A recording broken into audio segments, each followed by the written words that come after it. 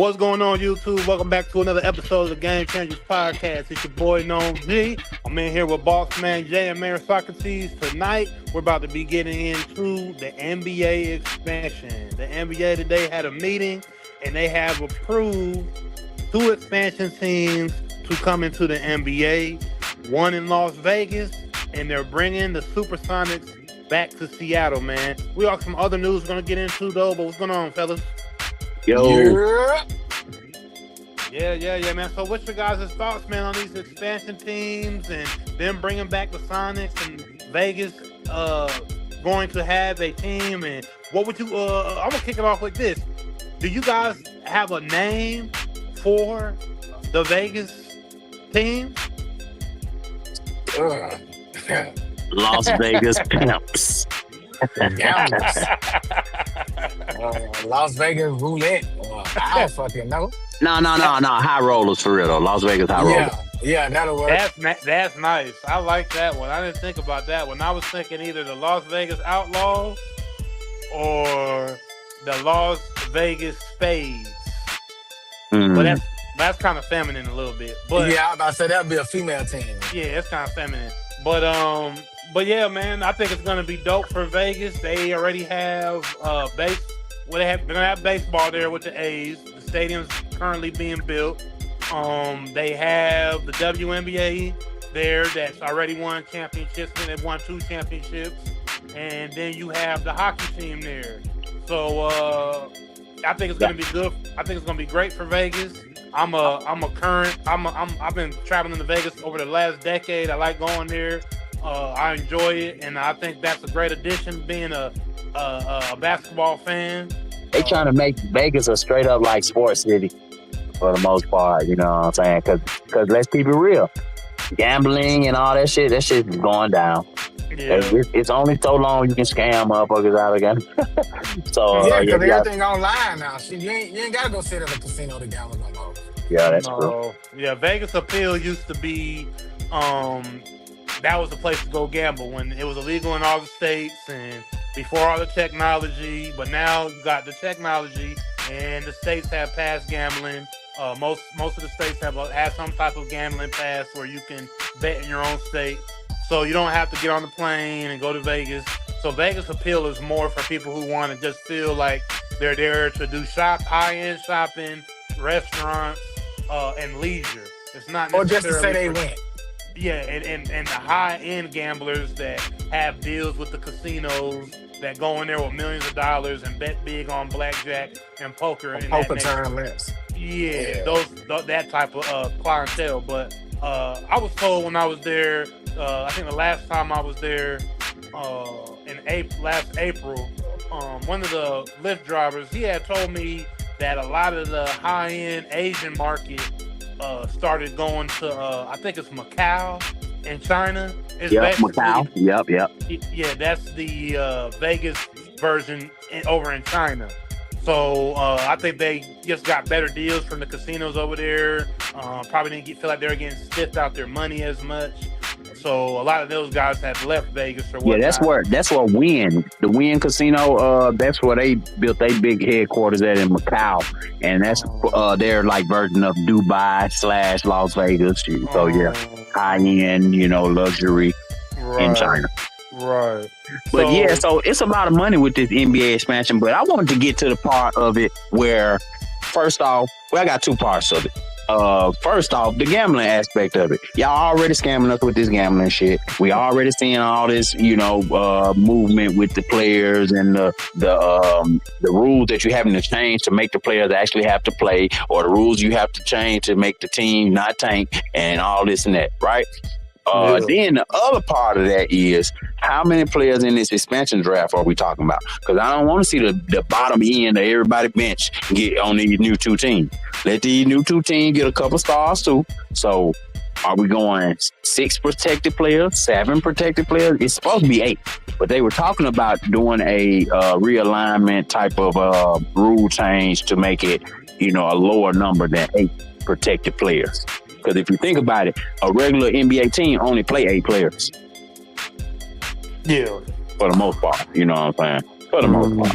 Yeah. Well, I think They just need to at least make it to where they know that the team will be competitive, and because I mean these are two cities. I think they picked two great cities. I mean, like I said, Vegas, a up and coming, real up and coming sports town that already has the entertainment aspect and the gambling and all this. But Seattle, they're bringing back the Supersonics, and the Seahawks just won a Super Bowl, and it is a great sports town.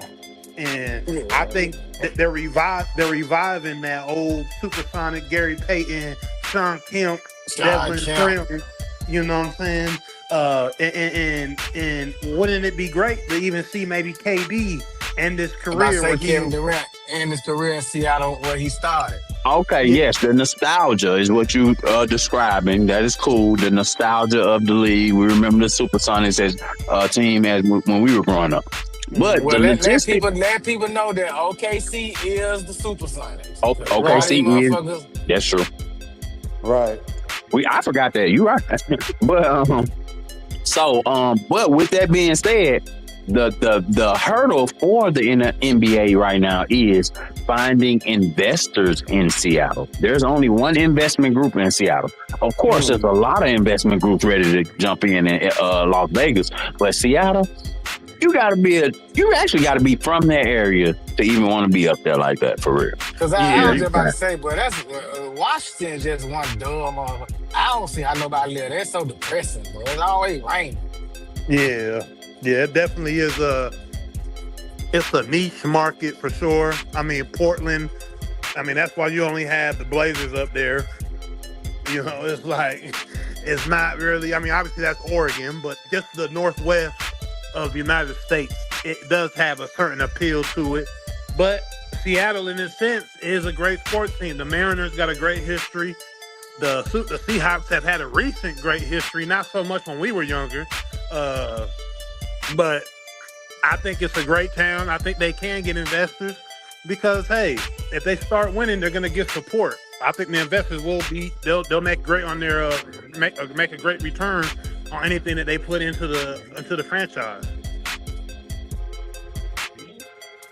Hey, long as it makes money, as long as it makes dollars, it makes sense. But that was one of the hurdles that I was hearing about the NBA having, trying to, because you got to think about this. They don't want to negotiate with one damn team. You have nothing to negotiate against when you just negotiate with one team. So True. The NBA wants to create some competition so they can get favorable terms. True. So I don't know. I guess we'll see where it ends up going. I don't necessarily know the ins and outs of how that works. I think you're a little bit more inclined on that, Bossman J, than me. But I think investors should go over there. I think they'll do well. Because like I said, the nostalgia part, especially with older NBA fans, I think Seattle can revive a lot of the older crowd, middle-aged crowd to come and even check them out. I mean, I think they could get people from around the country to even go out there to check out their first, year of basketball, honestly. So, but I might be reaching for the stars with that. But hey, man. And then we know the NBA, and just like all sports, are reaching to further their international fan base. So, Seattle would probably have to expand west. So you would probably try to be getting Chinese fans, maybe Russian fans, I guess. But it's a tough market. Like you said, it's a niche market. That's tough. Most of the American population lives on the East Coast. East Coast and down south. So West Coast, kind of hard to keep a franchise afloat when you don't have a lot of success. Like you mentioned, Portland Trailblazers. Nobody checks success. Well, we're talking the Northwest though. I mean, California, you're fine because California is basically a nation of itself. But Golden State just became relevant here within the last couple, 10 years. True, yeah. But I mean, we've had the Clippers. The Clippers have had support, but they've been garbage their whole existence. But you're right though. That whole corner of the United States is not really a favorable place for I would say for a franchise for the most part. Even though I would say Seattle is not a bad sports town, but yeah, it's just not. That part of the United States just isn't appealing to the majority. I mean, and then you got the NBA has other problems too, like markets like a Memphis and a Milwaukee. You know, these teams really don't make a lot of money. They subsidized by the other bigger teams, you know. But you got to have a wide range of players. So you got to have a Memphis. You got to have, you know, some of the smaller market teams. For sure. But expansion, I'm glad the expansion because these guys, just like the NFL, you need somewhere else to go. Matt McClung, I just heard that he was officially, you know, termed the G League player, the highest highest score, yeah, in G League history. So, you know, what if G League didn't exist? He wouldn't be playing basketball in America. He'd be overseas somewhere. Oh yeah. So it's giving these guys the opportunity. Expansion is good, you know what I'm saying?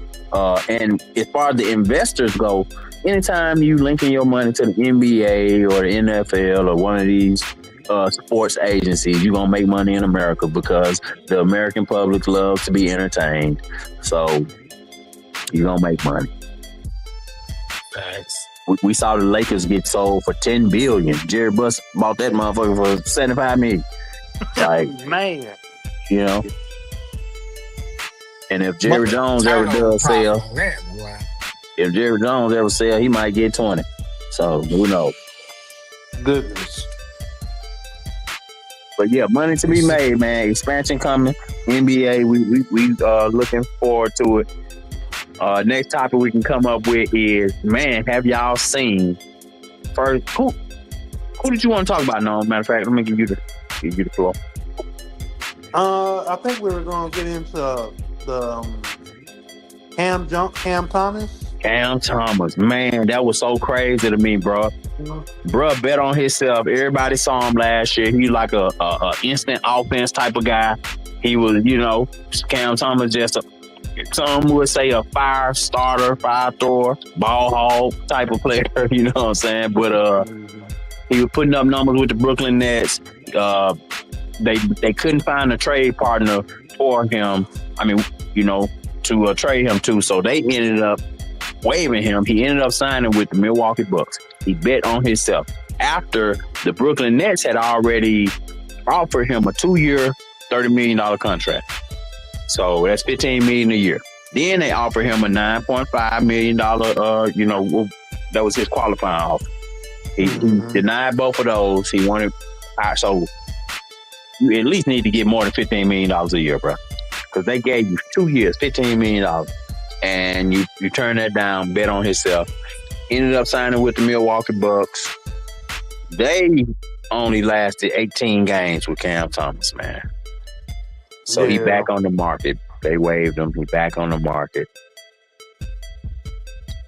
And now you just don't fit with everybody. Yeah, so you had a breakout season and you saw your numbers rising. But instead of taking your first offer, you wanted to play the market. Sometimes, man, you got to go ahead on and take what you can get at that moment and then push your numbers up for the next year. I mean, the young man thought he felt like he knew his worth, in which everybody was kind of, you know, confused why he didn't get a offer. Just like him and Jonathan Kuminga, who just got to the Atlanta Hawks, got traded from the Warriors. They both kind of was in the same situation where they were young guys who weren't really getting the opportunity. But Cam Thomas is different because you 6'3", 6'4". Like these dudes 6'9" in the NBA. It's different. Yeah, but you might be worth that for another team, for what that team needs. That don't mean you worth $30 million going to another team. Let's keep it real. You're going to be on a sorry-ass team. Shout out Gina Guerrero.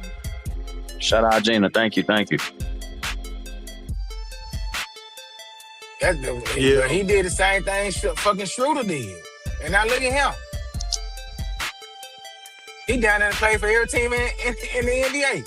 Oh man, don't bring up Schroeder, man. Schroeder really Like, fucked up some money, didn't he? His family probably, bro. but He then don't he should never, have used that as an example, though. bro. Rejected.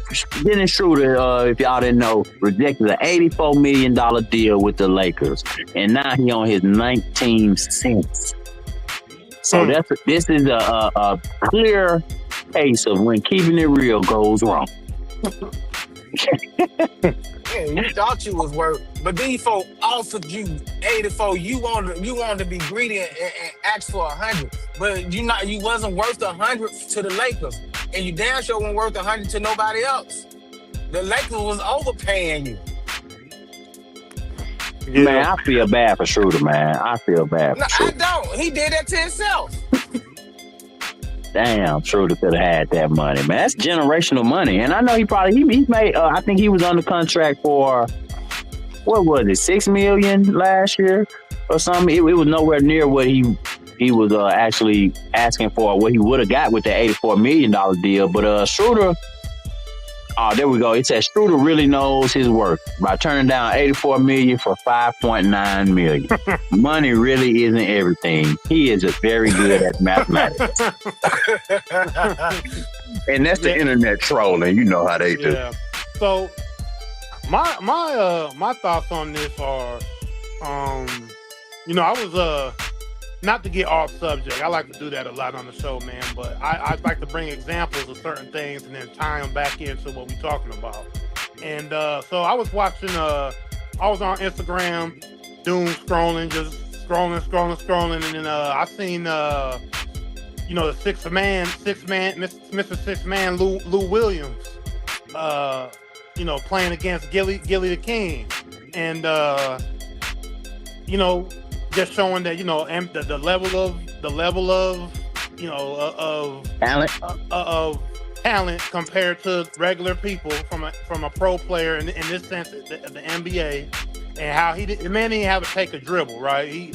He scored 3 buckets on Gilly, and he didn't dribble one time, right? He was just jab stepping and whatever. We saw when Brian Scalabrine back in the day played the normal Joes, and people didn't see how good he was compared, because they thought he was just a bench warmer, but he's 100 times better than a regular person. But yeah, go ahead with the point. Yeah. So it's the whole I'm closer than LeBron than you are to me thing. That's what they like to say. A lot of times. So I said that to say that somebody like Lou Williams, that we know was a 6th man, just like a Jamal Crawford, that would come off the bench, and we know these guys could go for 40, maybe 50. They were that good. They could be in the starting lineup. They could, the teams could put them right up in there, and they could probably just start off the game hot and whatever. But what the thing is, though, when you get to that level, you have to understand that there is a role to be played. You are there to play a role. You're not there to be the man anymore. See, somebody like Pat Bev, who we're about to get into shortly, he understood the meaning of being in a role. Back in Chicago in high school, the man averaged 40 points in one season. I think his senior year, he averaged 40 and points. could have done it in the NBA. But could have easily done it in the NBA. But in the NBA, you have to play a role. Once you become a professional, you have to play a role, because there's so many. Everybody on the floor is great. Everybody can score. Everybody can do this. But in order for the team to win, and in order for the NBA to sell a product, they can only have so many stars, so many superstars. The majority of you guys that are playing have to play role-playing roles in order for you to get time and in order for you guys to get paid. So in Cam Thomas and Schroeder's situation, they needed to take the first amount of money that came to them. Whatever amount of money that their agent and their team could get to them, and that was the prime money, that's what you got to take. Why? Because you're not a star. So that's what the lesson is to learn here. Nobody came to see you, Otis. Nobody basically came to see you, Otis. So even though we know that you could take what go you can and get and build your stock for the next round. exactly That, because it's you're just not, simple. You're gonna get more. yeah. Because for as great as a scorer Cam Thomas is, he could probably shoot the lights out. You could have probably put him in the All-Star game, and he probably could have got off. He's that cold. But the problem is, bro, you're not marketed as a star, and that they into the commissioner's eyes, and probably the NBA, they don't want to market you as a star. You have to play a role. You have to play underneath. Yeah, you can score the ball, but you know we're not going to put you out there like that. Are you gonna? Was the Milwaukee going to allow you to be scoring more than Giannis? But that's the thing though. Once you get on that court, man, you seize that moment, and you do whatever it takes to build you as a brand. Yeah. You got offered the $30 million. You should have took that and build off of it. But you thought you was better than what you was, which for that team you probably was a $30 million player. No, we gotta hold team, on. you wasn't. But we got to give credit for taking the shot on yourself or betting on yourself, so to speak, because we talked about this same thing, and I had to come back on this same show and apologize to the ladies of the WNBA because we thought they were crazy when they said they wanted that money, and when they wore them shirts saying "pay us what you owe us" and all this stuff. We said that on this show that y'all ain't in touch with reality. Y'all tripping. And what happened? But this is not saying that he taking that $30 million was still betting on yourself. It was more than what you was getting already. Mm-hmm. It was leaving a team to go somewhere else for a better pay. I mean, they had offered the ladies a better pay. They turned it down. We talked about it right here. We said they weren't in touch with reality. So yeah, I mean, as long, even though I'm wrong, I still stand on what I said at the time. And me too, because guess what? It worked out for them, but not for him. It did not work out for Mr. Cam Thomas, man. Shit, he'll wash up somewhere. But I'm just saying, as an athlete, you do have to have a certain level of delusion. You know, you got to believe in yourself when nobody else does, type stuff. So, I mean, but he had somebody that believed in him. $30 million. He thought he was worth somewhere more than $30 million. So, I mean, to another team, he wasn't. Yeah. And if he could talk to Dennis Schroeder from a couple years ago, maybe Dennis Schroeder will give him some advice and let him know that it's too late. He would have told him, take that 30, bro. Don't be me.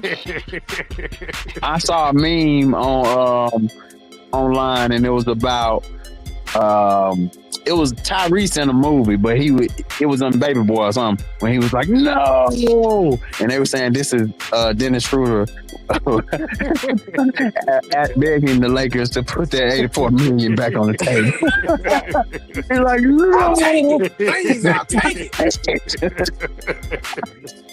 Yeah, man. I mean, it just comes down to understanding what type of player you are in a professional on a professional team, not just the NBA, but any professional team that wants to offer you a contract. You got to know your worth as a player. How are you looked at? How are you viewed by the overall market within that professional sports league, and go from there. I think these guys knew their values and how they were looked at, and you know who you are in the league, even though you might know your skill level. I'm pretty sure you get to the point that you understand the politics at a certain point. You hear guys talk right on and off the court. You understand where you are and where these places, these teams value. So I mean, and now, I ain't mean to cut y'all, but now you know, and Boss Man Jay knows just as well. I am not a fan of LeBron at all. Yeah. But bro, you was getting paid $84 million to go play with who is considered the greatest player of all time. Yeah. I still stand behind. You can't just take anything, of course, but you know, you got to have that little bit of delusion with you. 84 million. Life-changing numbers. He'll catch it next lifetime. Shit. Next That lifetime. shit. Boy, that ship has sailed for 3 lifetimes. Hey, but Hey, I wanted to get. I know every time they trade that motherfucker, he kick himself in the ass. I mean, Y'all could have had that 84. man, I feel bad for Schroeder, bro. I hate And even still laugh at that. been on 9 different teams and still ain't made 84. Hey, that's gonna make Think about 84. that, bro. Think about Not that. two, not 6, 5, 4, 3 at a time. You ain't gonna make 84. He done been on 9 different teams and combined they made 84. Yeah. But I wanted to get to this one, and this really, this one gonna burn you up, Mayor Socrates. Man, did y'all hear about Pat Bev getting kicked off the Pat Bev podcast? Pat Bev, let me give you the backstory. Pat Bev, we all heard about Pat Bev catching an assault case, family domestic, right? And he found out his own co-host only had 15 minutes on him before the door was closed. So basically, soon as Pat Bev caught the little charge or whatever, his castmate, who he brought on the show, because we didn't know Ron before the Pat Bev podcast, which I knew Ron because he was a battle rapper before podcasting. But this guy comes on Pat Bev's podcast. They build up an audience. They become friends, so to speak, right? And Listen, go ahead. But what do you tell your kids when they come home hollering about my friend, my friend? Don't call everybody your fucking friend. This man didn't grow up with you. This man don't owe you no fucking loyalty. He wasn't So what do you mean? he wasn't shooting in the gym. Yeah, that ain't, he ain't your friend. At the end of the day, it's business. And this man got a family to feed. I blame nobody for that but Pat and Bell for trusting these white folks. Thinking that they're your homeboy. This man don't know you. This man ain't grow up with you. You gave this man an opportunity. And as soon, just like any other white man does, as soon as that door opens up a little bit for them to slide their way through and take over, that's what the fuck they gonna do. So he did what was expected of him to do. Take your shit and put his name on it. Damn. So what you mad for? Talking about something. Oh, I thought we were homeboys. Nigga, y'all didn't grow up together. You don't know this man. And I'm pretty sure half of people are homeboys that he been on all his life don't fuck with him now because he a snake-ass white boy. That's why he called you his friend as soon as he got a chance to. Because this is what he does to his friends. I mean, he saw opportunity because Ron was not even a sports guy. Ron, I don't know how Dave Portnoy from Barstool Sports put Ron with Pat Bev on the Pat Bev podcast. But it did happen. Because that was the plan all along. Ron already had a contract with Barstool. Yeah, but Ron is a rapper. So how did he transition over and get on with Pat Bev, the Pat Bev podcast, which the name of the podcast is the Pat Bev podcast. Went wrong, but now what's the name of it? Hooping and Hollering. And white boy. They scrubbed that quick. Now hold on, let's give it some context.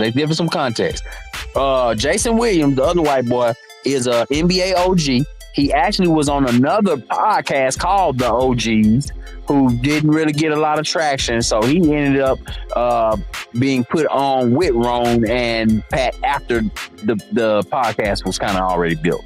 So Jason Williams is kind of new. But Jason Williams is a NBA legend. We all know him, White Chocolate. But they basically gentrified my guy Pat Bev off his own fucking podcast. But look at it though. Crazy. Look at the pattern, bro. Like, this was already planned. It just so happened that Pat Bev got into some shit. They was already fucking booting him out, and he didn't even know it. Crazy work. Look how quick they switched up on him. Crazy work, this man. This shit was already in the making, bro. This is why they bought Jason O now. I ain't gonna lie. This don't look good, Ron. And I used to like you, Ron. I thought you were a good dude. This don't look good, bro. Them ain't no Like, stand-up guys, bro. This shit and was already planned. Pat Bev, you got to be smarter. I'm with you on this, Mayor Socrates. I'm not in the business of just going and calling everybody my friend and this and that. And especially after your NBA career where, let's be real, you made a lot of enemies. and you know, with your podcast beef that you had with this other podcast, Gilbert Arenas and those guys, Brandon Jennings and Rashad, like you had the beef going with those guys. So you need a solid white boy. You can't be having these guys who you don't know like that. You need to bring one of your guys on, Pat Bell. You can't let these people put somebody on your podcast, bro. What kind of shit is that? And then, Rod, man, we already know the type of temper Pat Bell got and the attitude and the way his mouth is. Man, you already know that man was on there telling motherfucker what he is and ain't gonna say, ain't gonna do. And he was already a problem. This is why they brought Jason on. Ron was behind the scenes working, and Pat Bev, like you said, did not even know it. They was already playing this shit. He didn't even know it. It just so happens that he got that case thrown up against them, and that was their opportunity to say, well, this is the reason. But they was already planning to get your ass off the show, bro. Gentrify my nigga. Changed that shit. Gentrify my nigga off the show, man. Look how quick they changed it, bro. From That shit the Pat crazy. Bell with known show to hooping and hollering. That shit was already printed out, ready to go. They put that in ChatGPT. That shit came out like, hey, how do we clean up the Pat Bell podcast? Mine is Pat Bell, and Hooping and Hollering came out. So, bruh, Barstool Sports, you done it again. I don't blame them. I blame all this on Pat because, for one, and we talked about this on the show, you supposed to be this big, tough guy in the NBA. You was the mini bully, is what I called his ass. Going around here doing all this shit. But then as soon as some real shit pop off, instead of you going after the guy, you go after your sister. So, ho. So, you saying that Pat Bell should have slapped the fuck out of Rome? Man, shit. Him, Jason. He should have caught a charge. He should have caught a charge. They had to catch these hands. Slap this white man. Now, hold on. You telling him to slap 3 white men now? Y'all gotta see me. 3 rich white men. You telling him to slap 3 rich white men. You might do life behind Y'all it. gotta see me. You might do life behind it. But no, I'm talking about you attack your sister instead of the guy that was in your house. Yeah, now that's touchy, but yeah, that was reported. If you believe what's reported, but if that's the case, how the hell you get off then? How you just get off that quick? Did he deny? Yes, he pleaded not guilty, and got off. He off. He got some anger management and some little stuff to do, but hey. Yeah, because it's his sister. She probably dropped the charge. Yeah. Well, why not whoop the guy ass? Then why let these motherfucking white boys come in here and bully you off your show? Gentrify my guy. Gentrify my guy Pat off the show, man. Yeah. That shit crazy. He's a stand-up guy. Obviously not, nigga. You out there, you looking for a job now. But how you looking for a job when your damn name is the pod?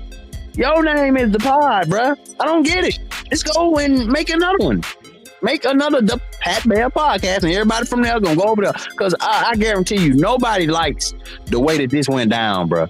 This feels slimy. You know what I'm saying? Bruh. Like, if you a stand-up person, if you see this, if you looking at this with any kind of morals and kind of ethics, you feel like this is kind of slimy, bro. Even though I don't agree with Pat Bell and everything he say or do, but to gentrify the man off his own fucking pod, crazy work. Crazy.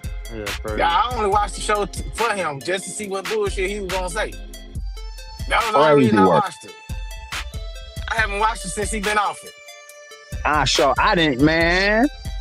didn't know that that's what the pod did. I didn't know that the Pat Bell podcast turned to Hoopin' and Hollin'. I thought Hoopin' and Hollin' just was a new podcast that they just was on. Yeah, nah. They took that man's show and changed that name so motherfucking fast. Gentrify my guy off. And name off this motherfucker. And now he Man. around this motherfucker trying to bleed and this. Man, get your ass. Bro, go ahead on, man. Start your Whitewash own my shit man off that pod. real quick. That shit fucked up, man. But, again, who can you blame? Business never personal. Stop making Exactly. friends. Stop thinking you got friends in business. And stop calling everybody you meet and have a motherfucking drink with your goddamn friend. Hey, Pat Bell, you found that lesson out the hard way. With a smile and a stab in the motherfucking back. Bruh, so you go from talking to a motherfucker every day, going out to dinner, buying these niggas beds to sleep in your house. Oh, Pat, he said that. Pat Bell said that, You and he begged your came out. bitch to let these niggas sleep in your house. Pat Bell was hurt by that for real. Cause hey, and he said it, and I think Noam said this on our pod one other time, where when we bring you to our house and we break bread with you, we feed you, you got to around your kids, bro. That means something to us. You know, that means something, bro. If I brought But you around the not to family, them. hey, that's a soulless individual if it don't mean nothing to you. Cause Think about it, bro. He bought these people beds to sleep in his motherfucking house, and they wouldn't even answer the phone for this man. Dave had to They tell wouldn't him, even yeah, get the his man a guys text back. They didn't even have the balls to tell him to his face that he was out. didn't even have it. But that shit, that's the slimy part to me, bro. That's a real dirty. That's slimy, bro. But these are the niggas you call your motherfucking friend. This when you put money in his pocket, like Kenyon said.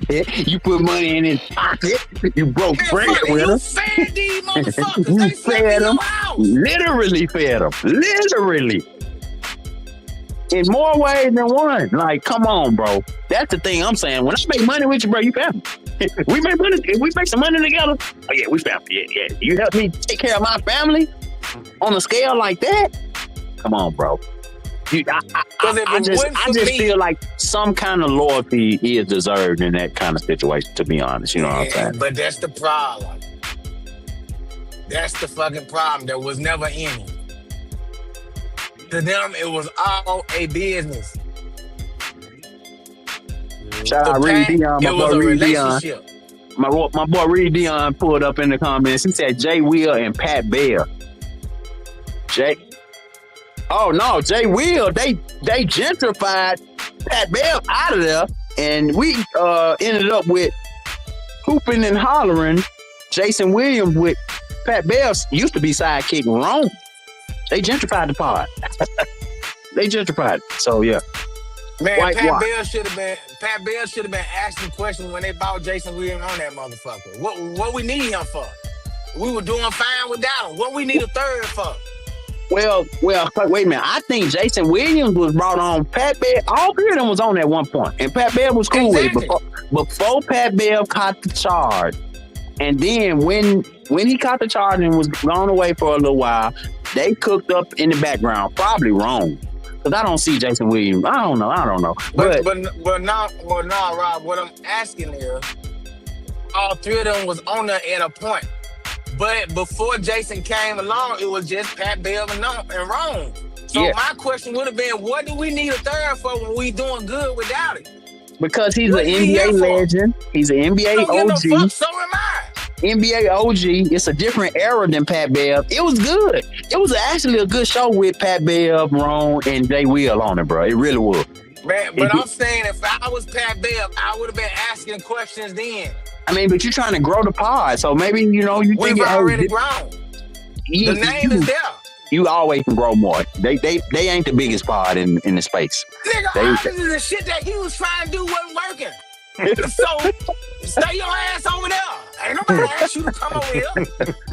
But Jay Will, you right though, The because fuck? Jay Will literally, Jay Will podcast didn't pan out. They had a podcast called the OGs. And That's it what I'm saying. literally, It didn't work over there, so why come? What the fuck we need you for? well, maybe Pat Bell trying thought, to steal all that man motion. That's all Hey. it was. wait, do it. Now I gotta share my motherfucking mic with another motherfucker. But here's the thing, bro. This the part is I don't even like to bring up. You know what I'm saying? But it just don't look right. Two white men snaking the black man out of his own shit. Like it But don't this look is right. what they've been doing for centuries, bro. We started, they take it. I hate it. I hate that now. That part, that if Jason Williams didn't feel that, if he knows any kind of historical, you know what I'm saying, significance of this type of shit, bruh, you don't want to be looked at as a colonizer, bruh. And you know, Jason Williams been invited to the cookout for a long time now. Jason Williams damn near honorarily black. But with this right here, man, this some slimy shit, bro. This shit slimy. Reed Dion said JJ Reddick gave his old podcast to Duncan Robinson, the old man and the three. I didn't know that. Ain't nobody watching no fucking Duncan Robinson. Exactly. But Jason Williams will be that motherfucker in the background throwing the hands up like, man, hey, I should do that. I'm just trying to feed my family. But you got moral. You know right and wrong. Jason Williams got plausible deniability. He can say, hey, man, I thought it was all good. I didn't know that Pat Bell was going to catch a charge and then the pod was going to go this direction. Shit, they were talking about that shit in the background. Get the fuck out of here. That's what the fuck they bought that motherfucker on that for. I don't care what nobody say. This shit been playing from day one. I ain't gonna lie.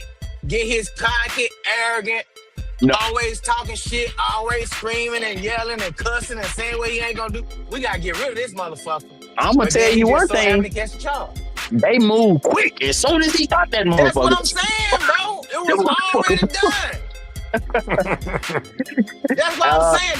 That's why this is my whole point. If I was Pat, I would have been asking questions. Why is he here? But maybe what if it was Pat's idea to bring him in? Hey, and then he just did what a lot of other motherfuckers do. That's what I'm just gonna say. Take your job. That's what I'm just saying.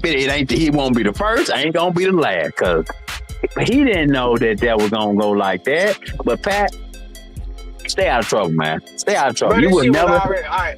You would have never had this problem. Listen to me when I tell you this, Pat. From the day Jason Williams walked through that motherfucking door and got on that mic, this was already planned. They was trying to figure out how to get you the fuck up out of there, and you just did it for them. So now they got an excuse. Now it don't look as bad as it would have looked. But how did damn Jason Williams in Rome catch a vibe and build a bond so damn quick when you in Rome was together way longer than they was already friends, bro. Or they were skin folk. Exactly. Shit, they gonna find regardless. That right there. It's crazy work. I don't care what nobody say. That shit was already playing, bro. Crazy work, man. How can you get put out your own fucking pod, man? All that shit, all these wars you done started. Now think about it now. You had your own show. You done started all this shit with these other podcasts, and now you can't go join none of them. Oh, they about to clown you. Brandon Jennings and Rashad and them, they don't like Pat. Nick Young, they hate Pat. That's what I'm saying. So now you done gave all these brothers through when you done sat here and went against them for a white man. Get the fuck out of here. Well, I don't think Pat really had a choice when he first started this podcast. It ain't like he was the biggest name, but we did like to hear what he was saying about certain stuff or whatever, right? But he was the biggest name. Who the fuck knew wrong? But let's look at historically speaking, bruh, they always gonna put a white man with you. They ain't gonna have this nigga up here talking this shit by himself. They gotta have a white man. Look, Shaq, Ernie, Shaq, Kenny, and goddamn Charles need a mediator. You think they were gonna put a black man up there as a mediator for three niggas? No. They always gonna put a white man in the mix to keep control of these Negroes. So he's the overseer. So with Pat letting goddamn Jason Williams come in there, I don't think he thought that all the way through. I don't think he thought it was gonna end up like that. You know, of course he didn't know that he was gonna catch a charge, but there's always a possibility when you bring in, you know, these other people in the mix, bro. And Pat Bell, just like any other black person, got a good heart and want to help a motherfucker. That's it. That's just plain and No, simple. I don't think it was that because I think goddamn Man, Dave and them put it. He didn't know wrong. Dave and them said, "Hey, this is wrong. He's gonna be your castmate for the show. But y'all get together and probably go to lunch and go get to know each other." I don't think Pat just said, "Oh, yeah, I'm gonna give Rome an opportunity." No, so I why don't think Dave that at didn't all. have this motherfucker in their house? Man, first off, Dave is a billionaire. Dave just play, what on that last show you just said President Trump playing 3D chess or something, 5D chess. Dave just using people. Dave is a type of person who, throw a stone and hide his hands. Dave one of those rich. I don't know if he's a Jew, but he is. okay, He is. okay. Yeah. So it's a certain manner that he All right, handle business. just to speak on Dave Portnoy for a minute. Some people came to his bar I believe in Boston, or I believe it was in Boston. He had like a bar there or something, and it was some young guys, and they had some anti-Semitic terms to his to on their bottle service sign. They had some stuff against Jewish people, and he wanted them to go to Israel and learn about Israel. He was gonna pay for them to go over there to learn about Israel because he didn't like that. Like he wanted them to get arrested and all this, and then go over there and fly to Israel to learn about Israel. So he gets into it for real when He's a Zionist. yeah. So Yeah, like that he'll motherfucker think they money can do anything. With their money, they can do anything they want to do. So in the Pat Bev case, It's not to easy get, I for know someone. that kind of went all the way out of. No, that just illustrates how Dave kind of do business. Dave, handle Yeah, like business if in he a certain feels way, and that's how they. Yeah, if he feels slighted, he's gonna go to the furthest extent to try to like show why he is almighty powerful. So yeah. So I don't know if he had any issues with Pat Bev behind the scenes after what went on with Pat Bev and his family. But you never know, and Pat Bev might have kept it cool once he did his announcement on it, because he knows that he says anything about Dave, they can just blackball him all the way to Yeah, he was trying to keep it cool. He was trying to. Yeah. Pat, fuck them motherfuckers, man. Dave, I don't But that's like the Dave, thing. but Dave got that You reputation, and it's crazy you say he is one of them people. But But- go ahead, man. Socrates, my bad. But no, you just said Dave can blackball. But here's the thing, though. With the way social media is now, man, you can turn your motherfucking phone on and start your own podcast. You don't need a motherfucker to back you. Yeah, I think in his case though, he's used to a certain type of, he's used to a certain type of a reach. Let's say, he can walk into certain doors because of his name. Even with his situation, he can still probably walk in and get some connections with people. If he burns his bridge with Dave can shut some of them avenues off. So for us, Pretty Pat Bev, man.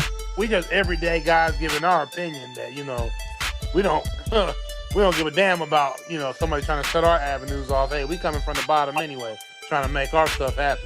Pretty But Pat he's at a Bev, certain man. level already, money wise, connection. He got to play that game. We ain't got to play that game. He got to play that game with them. Yeah, he got to play that them game. demons. Yeah. I ain't playing that game. If I do make it, man, fuck you and your money. Make my own damn money. Yeah. And that's what it coming down to, man. Because when people get that kind of money, they like to control things. They do, control whole industries. So they very well could blackball Pat. So yeah, that do make sense. I didn't think about it like that, but he very well could blackball Pat. And he is one of them people, part of that group that I said, and they do stuff like that. So that's how they handle it. So I could see that. But shout out Pat, man. Free Pat Bev, man. He can start his own damn podcast in his living room, and he gonna make money. Because everybody gonna unsubscribe from Hooping and Hollering. Everybody go unsubscribe from Hooping and Hollering and go subscribe to the new Pat Bev podcast. And we're gonna do it just like that. Exactly. He don't need Dave. He don't need none of them motherfuckers. Your name is already there. Yeah. He ain't gotta go and try to fucking establish a name. Motherfucker know you from the NBA. Boy, Dave was ready to dump his ass on it. He goddamn caught that charge. Hell yeah, man. Listen, get as far away from him as we can. Let's put some distance between Pat Bell and our podcast. And that's what they did. Crazy work to think you can take somebody's podcast, though. They name on the fucking podcast, bro. Crazy. 2026, man. Hey, we'll keep an eye on it. Go and Hey, take man. us out, man, Sarkis. Well, thank y'all for watching. Thank you for the comments. Don't forget, man, like, share, subscribe, tell a friend, choose life.